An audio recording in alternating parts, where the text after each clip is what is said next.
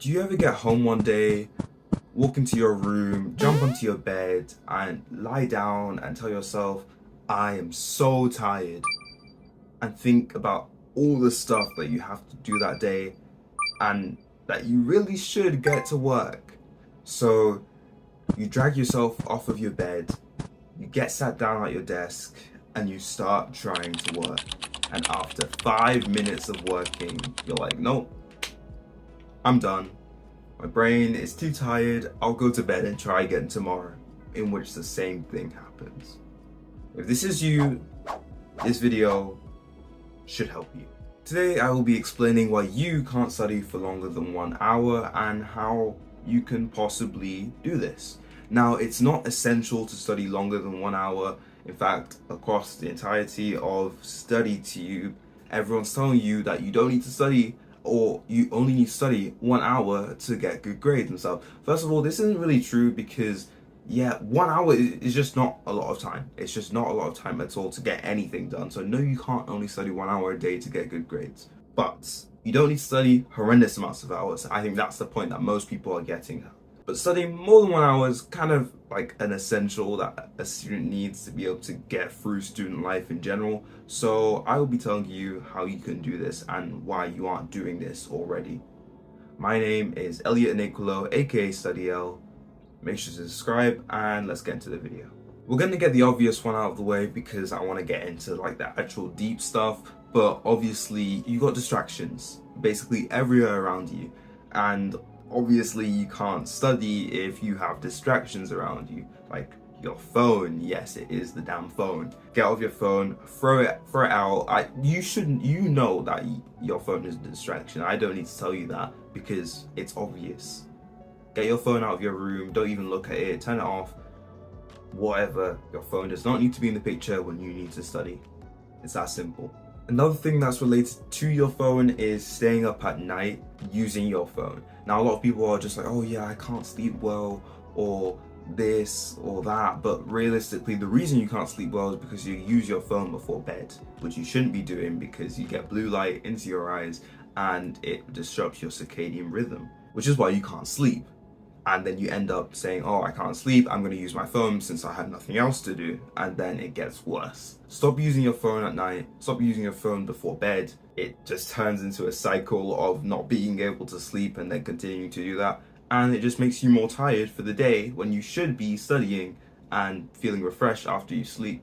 Instead, you're coming back home tired every single day, going back to bed. And by going back to bed, I mean going back into your bed, using your phone, and then sleeping for horrendous amounts of hours.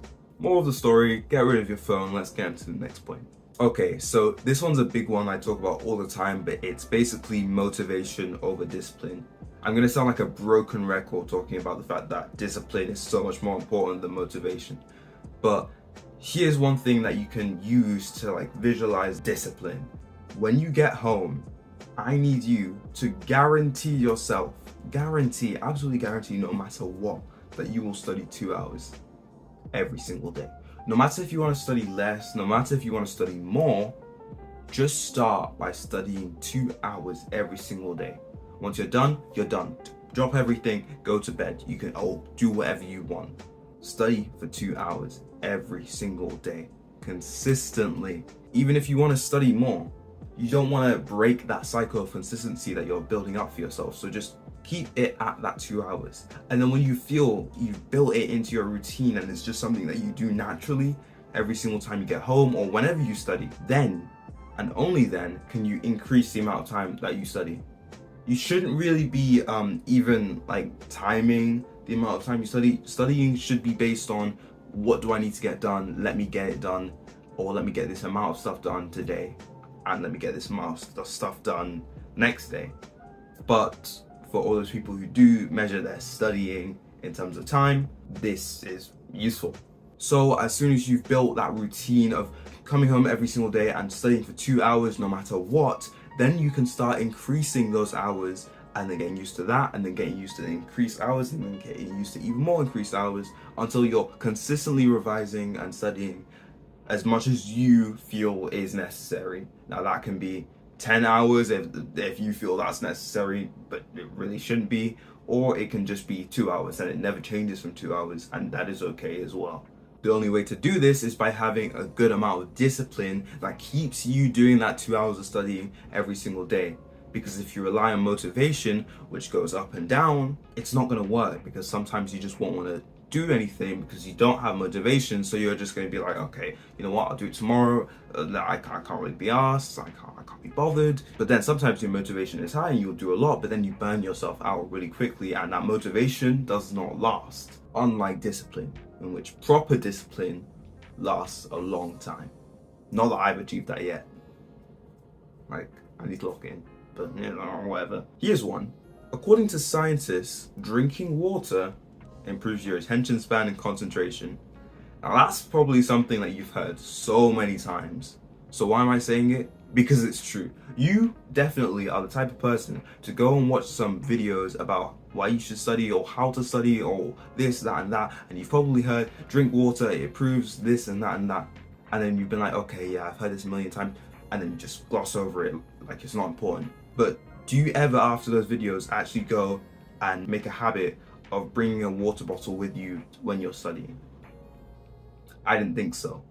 So I'm telling you that right after this video, you're gonna go fill up a water bottle, bring it to your desk, and just leave it there. So when you come back and start studying, you got a bottle of water to drink. And do that every single time that you want to go study. Because I know you're not listening to those videos that are telling you that water is important, even though water is important. So I'm telling you right now, I'm telling you what you need to do. So now you have no excuses.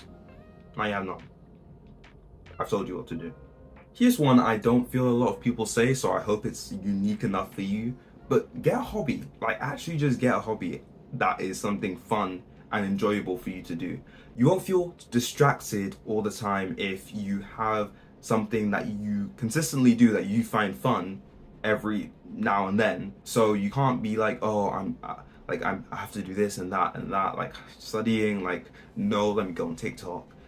No, because you'll be like, wait, but I'm gonna have fun doing this thing in a few hours anyways, so I might as well study now, because I have fun things that are scheduled into my time anyways, so I can use the other time in which those fun things aren't scheduled to do the important things. Not that having fun isn't important, but to do the study things. Therefore, you can allocate more time to the work that you need to do, and also technically allocate more time to the things that you find fun. And when I say hobby, I mean make sure you have a scheduled time of having fun, no matter what that is, no matter if it's sewing, drawing, doing this, or going out, anything, as long as it's scheduled, and therefore you can schedule time in between or before or after that fun to study.